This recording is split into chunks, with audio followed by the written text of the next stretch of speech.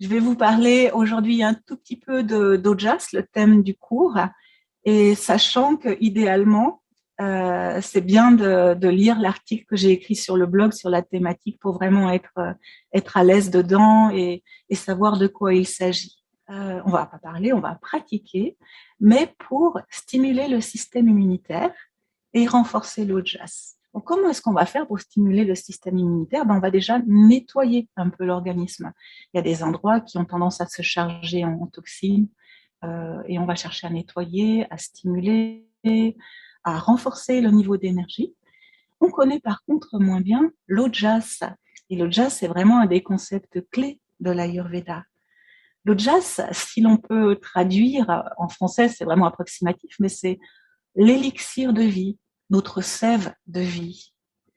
Et cette sève de vie, elle a son siège ici, au niveau du cœur.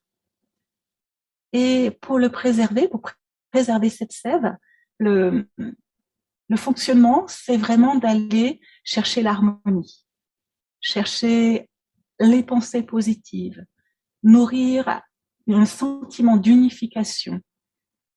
En fait, c'est enlever, défaire tout stress, d'accord?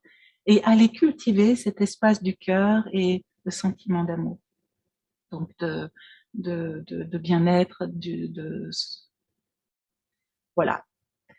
Donc, dans notre pratique, on va aller faire deux choses. Dans un premier temps, on va aller stimuler un petit peu le système immunitaire, nettoyer les zones qui ont tendance à se charger, comme par exemple les sinus, les poumons, le système digestif, qui peut aussi emmagasiner des toxines.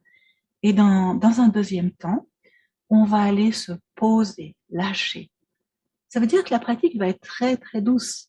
Ça veut dire qu'on va chercher à lâcher prise, à être vraiment dans se laisser porter. Donc, dans la deuxième partie du cours, n'hésitez pas à aller même un peu en deçà de ce que vous pouvez pour être dans une qualité d'attention, la présence, la conscience témoin, qui est si importante en yoga.